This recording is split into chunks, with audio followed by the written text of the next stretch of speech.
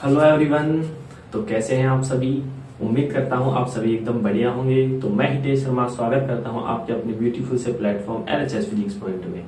ठीक है, तो हमारी जो मैकेनिक्स की तो बुक थी उसमें यूनिट नंबर 1 का चैप्टर नंबर 2 चल रहा था, आपेक्षिकता का विशिष्ट सिद्धांत। जहां तक हमने लास्ट लेक्चर को फिनिश किया था वहां तक हमने लोरेंज रूपांतरण को हमने कंप्लीट कर लिया था, जो कि वेरी वेरी इंपॉर्टेंट है।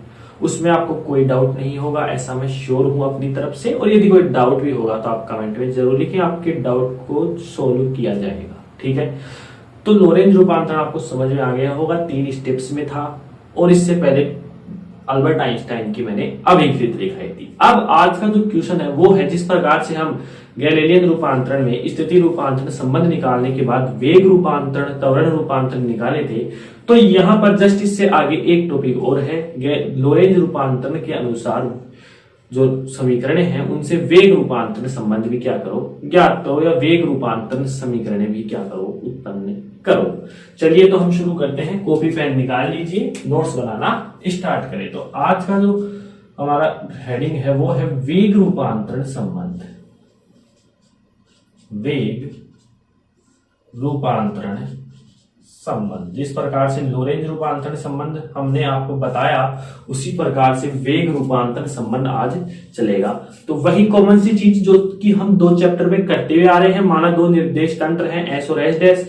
एस डैश निर्देश तंत्र, एस निर्देश तंत्र के सापेक्ष नियत वेग v से प्लस x दिशा की ओर गतिशील है। तो यह तो आप हम लिख रहे हैं। माना 2 निर्देश तंत्र, माना 2 निर्देश तंत्र एस व एस डैश है। ठीक है, माना 2 निर्देश तंत्र एस व एस डैश है। एस डैश निर्देश तंत्र, एस डैश निर्देश तंत्र एस निर्देश तंत्र के सापेक्ष, एस डैश निर्देश तंत्र एस निर्देश तंत्र के सापेक्ष नियत वेग v से प्लस x दिशा की ओर, प्लस x दिशा की ओर गतिशील है। माना 2 निर्देश तंत्र है मेरे पास एस और एस। कैसे निर्देश तंत्र होंगे ये? जड़त्वीय निर्देश तंत्र। मैंने आपको बता दिया पहले 2 जो चैप्टर है हमारे पास उसमें जड़त्वीय निर्देश तंत्र का अध्ययन होगा, जिसमें वेग क्या रहता है? नियत रहता है।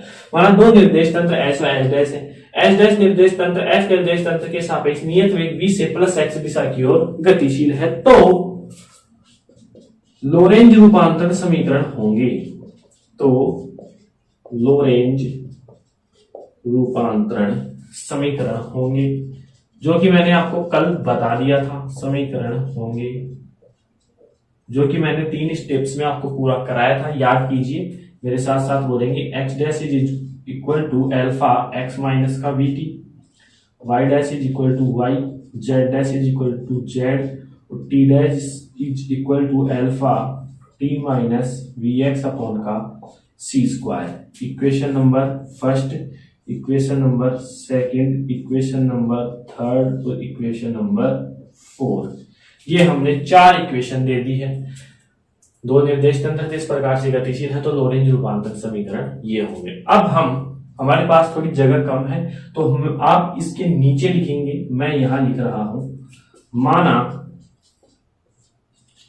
एस निर्देश तंत्र में, माना एस निर्देश तंत्र में कोई कण है मेरे पास, कोई कण है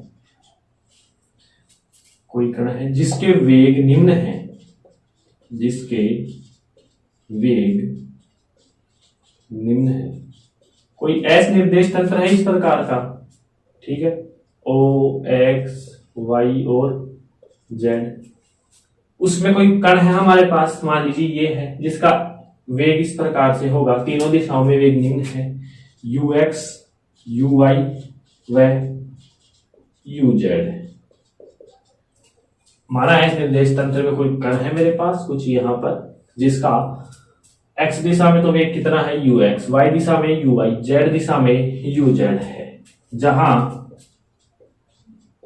U x is equal to, यानी एक्स दिशा में वेग क्या होगा, एक्स दिशा में समय के साथ परिवर्तन, यानी dx अपॉन का dt। ये तो मैंने आपको इस चैप्टर नंबर 1 की पहली या दूसरी क्लास में ही बता दिया था।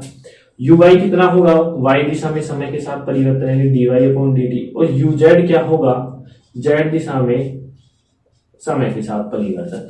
तो ये तो हुई एस निर्देश तंत्र की बात। माना एस निर्देश तंत्र में कोई कण है जिसके वेग निम्न है, ये है, जहां ux इतना, uy इतना, uz इतना है। इसी प्रकार यहां मैं लिख रहा हूं, इसी प्रकार सबसे पहले आप क्या लिखेंगे, ये लिखेंगे, उसके बाद ये लिखेंगे, उसके नीचे आप ये लिखेंगे, फिर उसके बाद ये लिखेंगे। इसी प्रकार माना एस डैश निर्देश तंत्र में, एस डैश निर्देश तंत्र में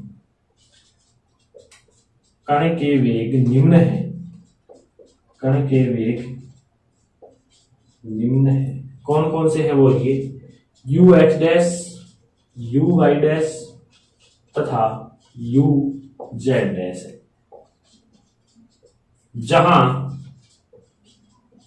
you x dash is equal to कितना है, D x dash upon D T. इसमें तो आपको कोई दिक्कत नहीं आ रही होगी। U Y dash is equal to कितना है, D Y dash upon D T.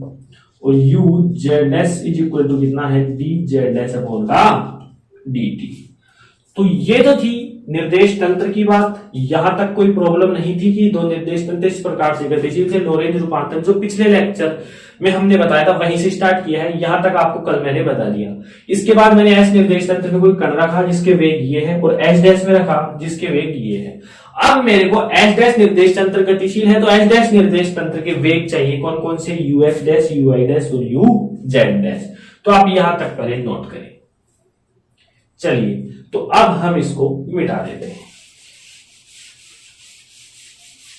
और जो जो इसमें आवश्यक होगा हम वो आपको लिखेंगे। ठीक है, ऊपर से चलते हैं हम यहां पर कॉर्नर में लोरेंज रूपांतर समीकरण लिख लेते हैं। X dash is equal to alpha x minus का V T, Y dash is equal to Y, Z dash is equal to Z, और T dash is equal to alpha T minus का we x upon का सी square है। ठीक है, ये समीकरण, चलो आप इसको वैसे ही लिखेंगे, हमें समीकरणों के नाम भी तो देने हैं।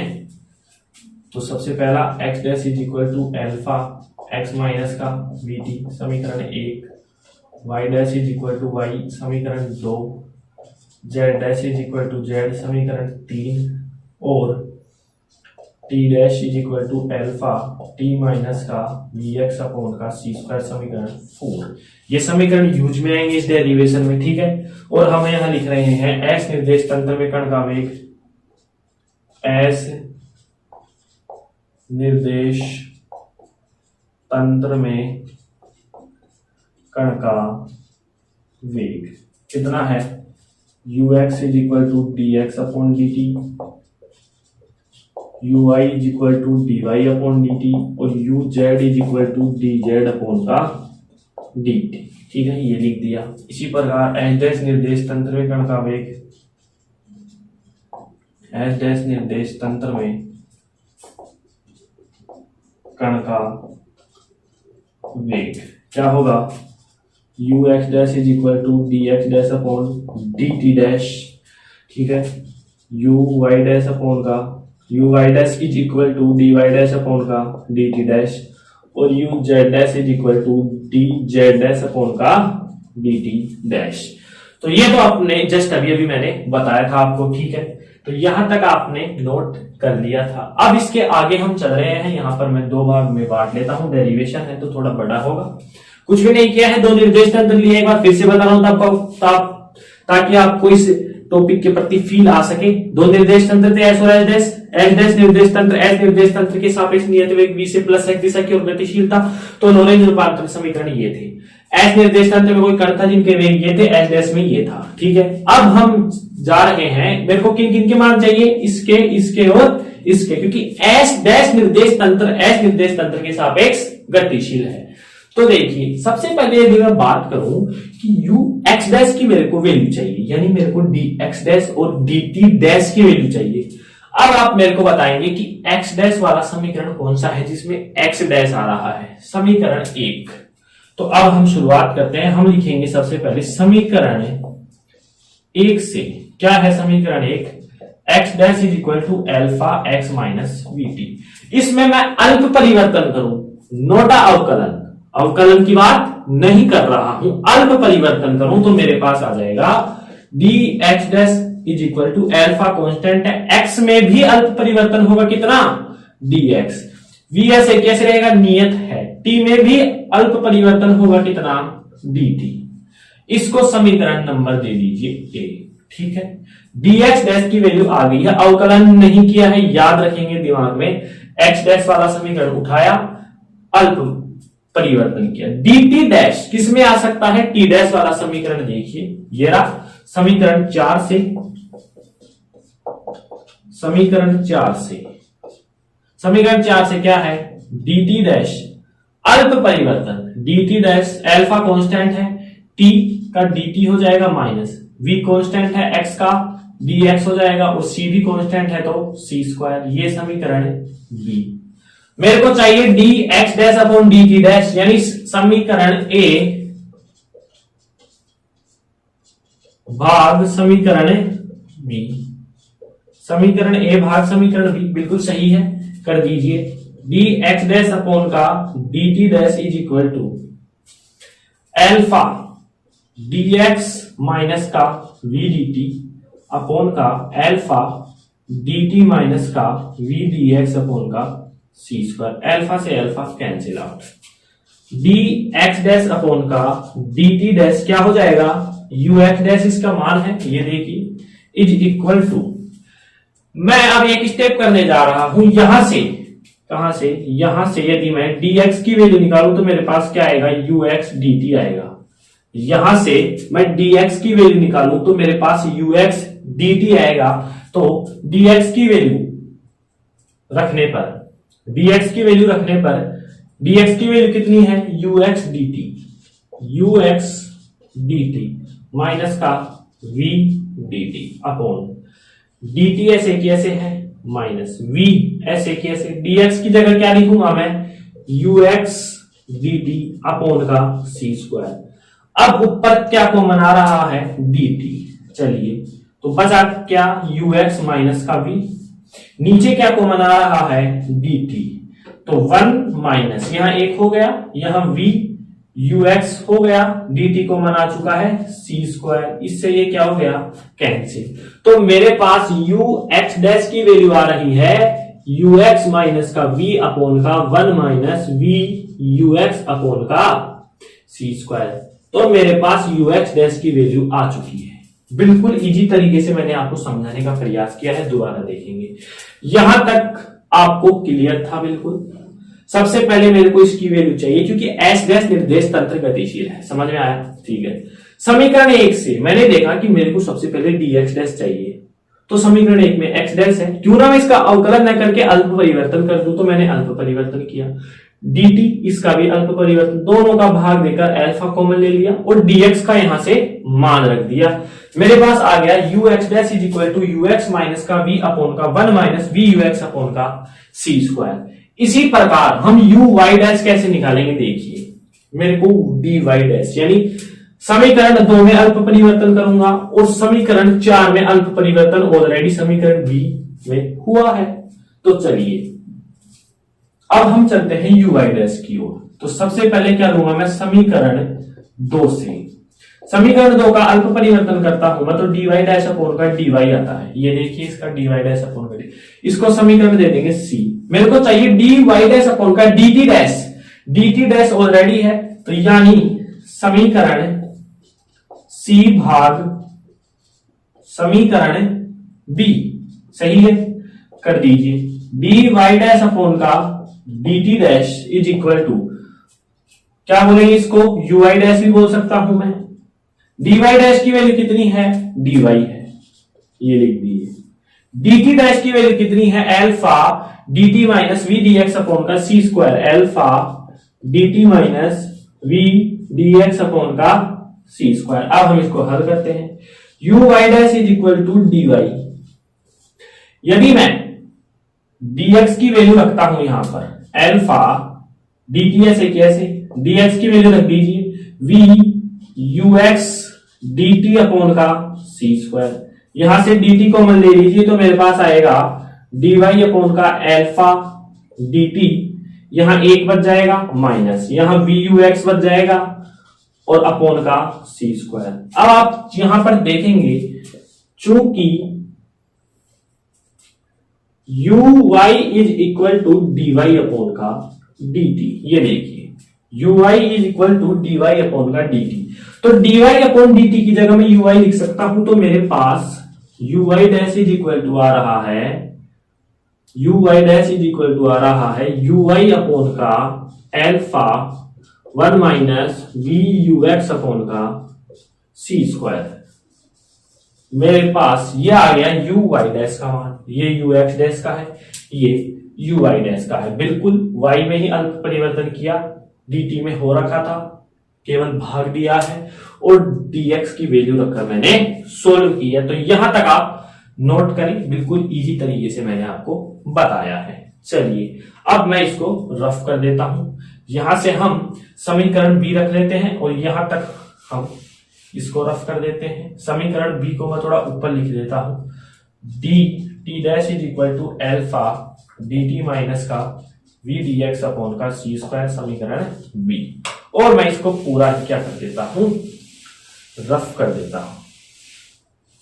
ठीक है, हमारे पास यहां लिख देते हूं मैं ux डैश की वैल्यू आई है ux माइनस का v, ux डैश की वैल्यू आई थी हमारे पास ux माइनस का v अल्फा 1 माइनस का v ux अपॉन का सी स्क्वायर। ठीक है, ये थी हमारे पास ux डैश की वैल्यू थी। चलिए अब सॉरी यहां पे अल्फा नहीं था, अल्फा तो कैंसिल आउट हो गया था ना, तो ux डैश की वैल्यू है हमारे पास ux माइनस का v 1 माइनस vux अपॉन का सी स्क्वायर। अब देखिए यहां पर मेरे को चाहिए uz डैश, तो uz डैश के लिए मेरे को dz डैश चाहिए, जो कहां से आएगा मेरे पास समीकरण 3 से, समीकरण 3 से z dash is equal to z यानी dz डैश अपॉन का dz, ये समीकरण d हो गया। समीकरण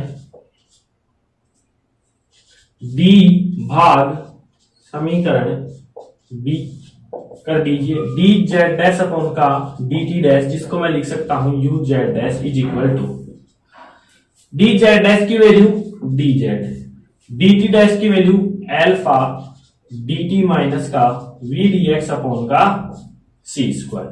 चलिए uz dash is equal to dz ऐसे कैसे है alpha dt minus v, dx की वैल्यू यदि मैं रखूं ux dt अपॉन का सी स्क्वायर, कितना है सी स्क्वायर, dt को बना रहा है यानी dz अपॉन का अल्फा dt 1 माइनस का vux अपॉन का सी स्क्वायर, dz अपॉन dt, चूंकि uz is equal to dz अपॉन का dt मान रखूंगा तो मेरे पास uz dash is equal to आता है uz अपॉन का अल्फा 1 माइनस का vx अपॉन का सी स्क्वायर, ये मेरे पास uz डैश आता है। तो मेरे पास ux डैश की भी वैल्यू आ गई, uy डैश की भी और uz डैश की, सब में समान प्रोसेस है, जिसको ये वाला निकालना आ गया, ये वाला भी आ गया और ये वाला भी आ गया। यहां तक आपको पहले से क्लियर था, कुछ भी नहीं किया, जैसे जैसे क्वेश्चन की डिमांड है मेरे को इसमें अल्प परिवर्तन करना था तो मैंने इसको कर दिया, इसमें तो सब में एक बार ही करना पड़ा है। ठीक है, और एक dx is equal to ux dt का मान रखा है। ठीक है, तो यहां तक आप नोट करें।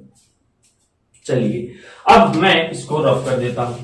तो ये था आपका वेग रूपांतरण संबंध, जिसके हमने वेग समीकरण निकाले। ठीक है, क्या निकाले, वेग समीकरण निकाले। क्या क्या है वेग समीकरण, एक बार हम लिख लेते हैं। अतः वेग रूपांतरण समीकरण निम्न है, वेग रूपांतरण समीकरण निम्न है। पहला कौन सा है, U x dash is equal to U X minus का वी, 1 माइनस का वी यू एक्स अपॉन का सी स्क्वायर। दूसरा है you Y dash is equal to U Y alpha 1 minus का वी यू एक्स अपॉन का सी स्क्वायर। और तीसरा है मेरे पास U Z dash is equal to U Z upon का एल्फा 1 माइनस का वी यू एक्स अपॉन का सी स्क्वायर। तो ये है मेरे पास 3 वेग रूपांतरण समीकरण। अब हम इसकी विभिन्न स्थितियां पढ़ते हैं। पहली विभिन्न स्थितियां, यहां पर हम चलेंगे। विभिन्न स्थितियां,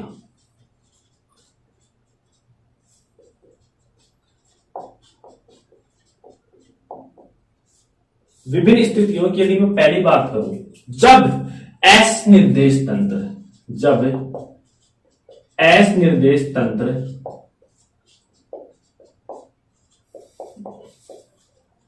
एस डैश निर्देश तंत्र के सापेक्ष, एस डैश निर्देश तंत्र के सापेक्ष नियत वेग v से गतिशील होगा,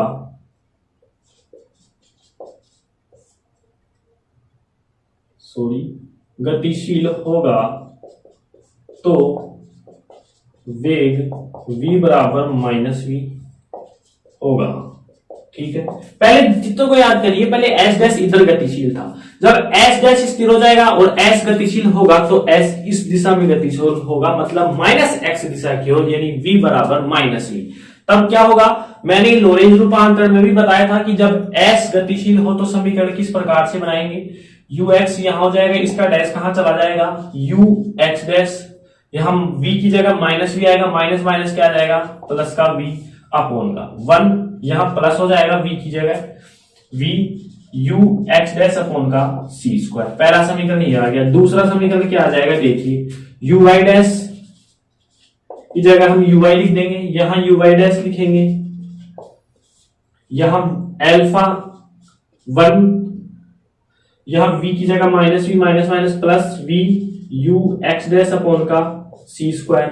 और तीसरा है हमारे पास u Z is equal to U Z dash upon का alpha 1 plus V U X upon का सी स्क्वायर।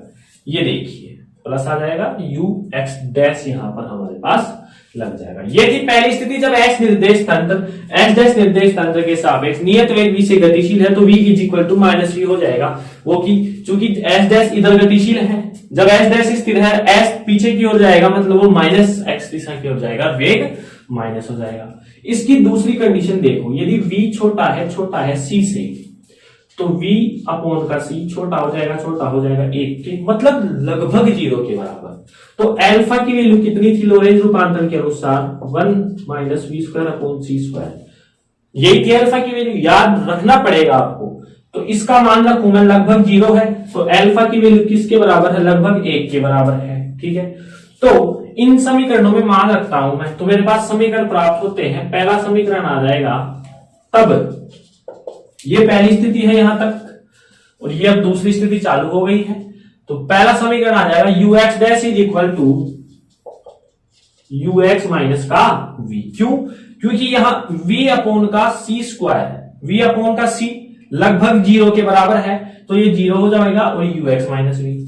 दूसरा समीकरण क्या आ जाएगा, U Y dash is equal to U Y, और तीसरा आ जाएगा U Z dash is equal to U Z. अब आप बोलेंगे ये तो समझ में आ गया, ये नहीं आया, समझाते हैं, टेंशन नहीं लेने का।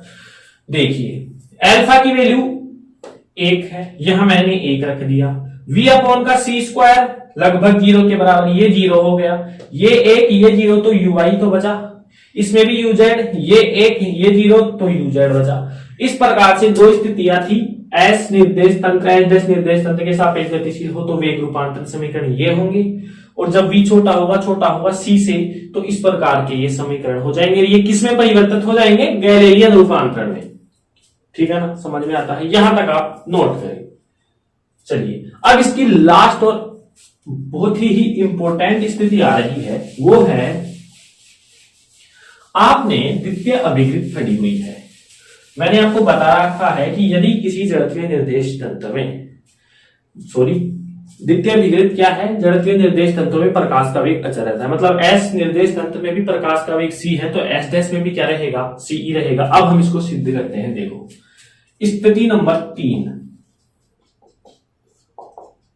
क्या है, माना ऐसे निर्देश तंत्र में एक कण है जो c वेग से,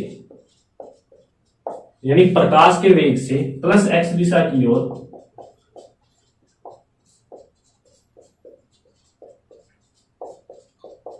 गतिशील है,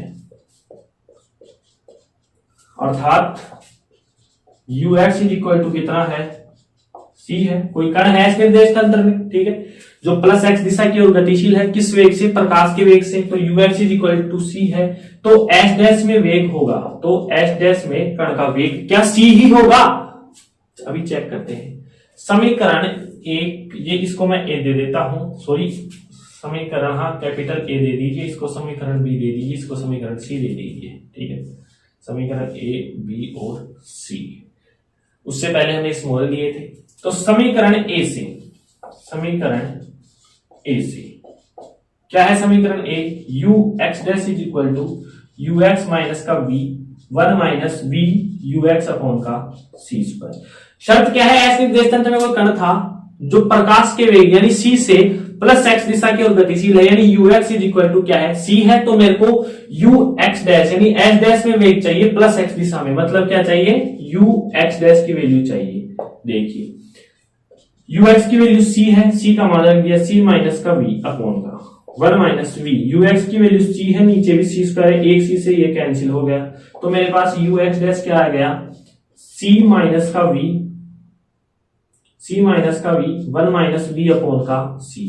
ये देखिए c माइनस v, यदि मैं नीचे एलसीएम ले लूं तो c इसके पास आएगा, तो c माइनस का v अपॉन का c, ये कैंसिल हो जाएगा और ux डैश हो जाएगा मेरे पास 1 अपॉन का 1 अपॉन c, ये c क्या आ जाएगा, यहाँ ऊपर आ जाएगा, और ux dash is equal to भी क्या आ जाएगा, c। यानी सिद्ध होता है कि अल्बर्ट आइंस्टीन ने द्वितीय अभिकृत दी थी, वो यहां सिद्ध हो चुकी है। जड़त्वीय निर्देश तंत्रों में प्रकाश का वेग अचर रहता है। देख लीजिए एस निर्देश तंत्र में कण का वेग c था, तो एस डैश में भी कितना आया है, ce आया है, ठीक है। तो आप आइंस्टीन पर कोई शक नहीं कर सकते हैं। तो ये था आज का हमारा लेक्चर, जिसको हम यहीं समाप्त करते हैं। अब इसके 2 टॉपिक, बिल्कुल प्यारे प्यारे 2 टॉपिक और बचे हैं, जिसको या तो एक लेक्चर में करा दिया जाएगा या लास्ट 2 लेक्चर में। इसके बाद हमारे ये चैप्टर भी फिनिश हो जाएगा। तो उम्मीद करता हूं आज का लेक्चर आपको बिल्कुल बढ़िया तरीके से समझ में आया होगा। वेग रूपांतरण समीकरण निकालने थे, कैसे निकालने थे, सबसे जरूरी बात है लोरेंज रूपांतरण याद रखेंगे, चारों समीकरण, ठीक है। उसके बाद हमने क्या किया, एस निर्देश तंत्र में कण के वेग माने एस डैश में। टारगेट एम क्या था हमारा कि एस डैश निर्देश तंत्र में कण के वेग ज्ञात करना, यानी यूएक्स डैश निकालना था, तो डीएक्स डैश अपॉन डी। अब डीएक्स डैश कैसे आए, ये माइंड आगे काम कब करेगा, जब आप लगातार प्रैक्टिस करेंगे। तो डीएक्स डैश समीकरण 1 में अल्प परिवर्तन किया, dt डैश समीकरण 4 में अल्प परिवर्तन किया। इस प्रकार से तीनों जो वेग थे ux dash, uy dash, uz dash आसानी से निकाले। उसके बाद हमने उनकी 3 विभिन्न स्थितियां पढ़ी और आपको ये टॉपिक बिल्कुल इजी हो गया, ठीक है। तो उम्मीद करता हूं आज का ये लेक्चर आपको समझ में आया होगा। ज्यादा से ज्यादा बीएससी फर्स्ट ईयर के स्टूडेंटों तक ये वीडियो शेयर करें, और कोई भी प्रॉब्लम आती है तो आप कमेंट बॉक्स में कमेंट करें, तभी तो हमको आपकी प्रॉब्लम का पता चलेगा, हम आपको सॉल्यूशन बता पाएंगे, ठीक है। तो मिलते हैं एक नए लेक्चर, नई शुरुआत के साथ और एक नए जोश के साथ। तब तक के लिए आप पढ़ाई करते रहें। All the very best.